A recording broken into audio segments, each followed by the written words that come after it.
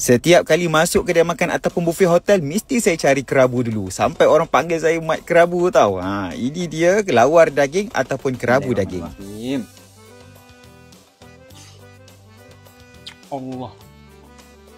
Allahu Akbar.